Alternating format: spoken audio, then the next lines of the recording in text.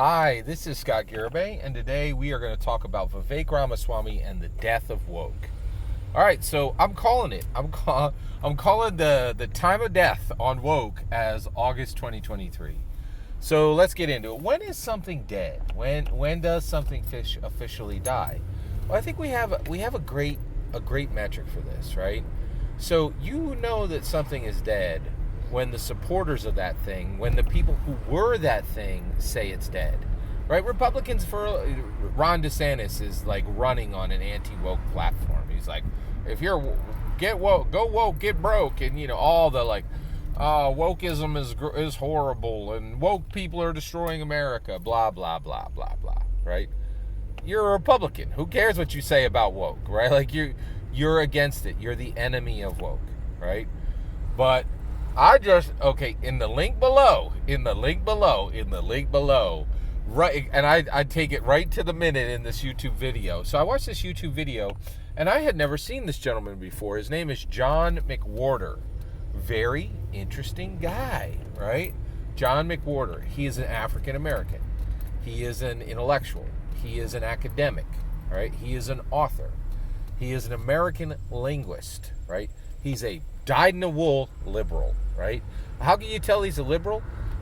He teaches for Columbia, right? He's a professor at Columbia, and he writes for the New York Times. That's like, you write for the New York Times, you are a dyed-in-the-wool liberal. That's those liberal badge you can earn today, right? Like, Pokemon trainers got gym badges.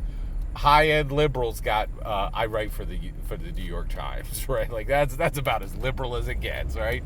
So this guy is a high-end liberal, a dyed-in-the-wool liberal with the credentials, right? Like, and you can see right here he says he actually says woke has become a slur, right? And its prominent definition today is, and this is a liberal saying this. That's when you know it's true. When the supporters of the thing and the people who were the thing say this is dead, right? This is dead. He's saying it is now a slur and the word is ruined, right? He's 100% correct. But that's when you can call time of death on something, right? When the supporters, the people who are the thing, say that's it. This thing is done, right? Like. And so he says the actual definition now, right? He said the prominent definition of woke is it's always said with a sneer, right? Woke is said with a sneer nowadays, and basically it's people with hard left beliefs. Who he says it's people who have hard left beliefs who insist that if you do not share those beliefs, then you are a person who should be shunned and you should suffer. That is a brilliant definition. He also says that woke has become a religion. Also strong language, completely correct, and very bold to say, right? So so now that we know woke is dead, what can Vivek Ramaswamy do with that to win the day, right? Well, the biggest thing is kindness and tolerance for your enemy, all right? Like, you need to show mercy at times, right? There's times where your enemies, you need to treat them like enemies. But there are times where when you're winning, when you have won, it is time for mercy. Republicans have won. Woke is dead, right? So right now, Vivek Ramaswamy can seize an opportunity and move forward in the polls and gain goodwill with the American people. How can he do it? Why did woke come forward? Well, woke was a way of saying politically correct, right? And the reality is, you're like, oh, we're Republicans. We love to see political correctness die, right? And I'm like, no, man, like, that is not correct, right? The idea, like, first of all, we're all for being correct. We're not for being wrong. Republicans want things that are right, not things that are wrong, right? And then the desire to be politically correct came from this desire to say, hey, I want to call people what they want to be called. I want to show kindness and tolerance.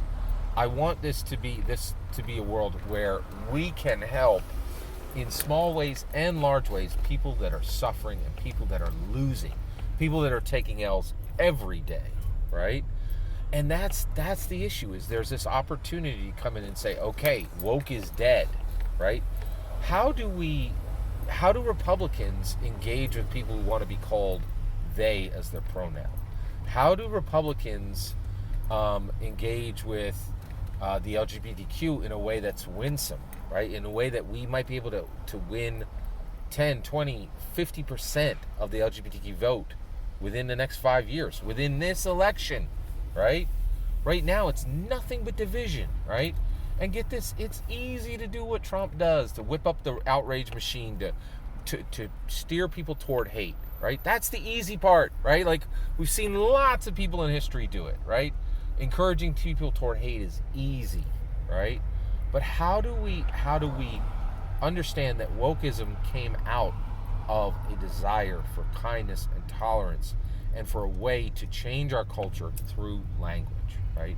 And Vivek can recognize this and then come forward and say, woke is dead, here's the new word, right? And when he applies that new word, apply a definition that allows Republicans to jump in on it and allows Democrats to jump in on it. When woke is dead, that's a good thing, right? But there was a desire that prompted it to be created that has not been satiated, and that can be a move forward. That is a place where Vivek Ramaswamy can put that big brain of his and that big heart of his to work and do something real and bring unity, right? And that's why I will never vote for President Donald Trump. He does the easy. He draws to hate. He draws to division. He attracts haters and dividers, right? Vivek can say, the Republican Party is not about hate and division. It's about unity. Here's a new word. Let's embrace it together. Let's get on board together. Every single word of that's my humble opinion. What's important is when I get to hear your humble opinion. When you get in the comments and send your traffic, please consider subscribing, and have a wonderful millennium.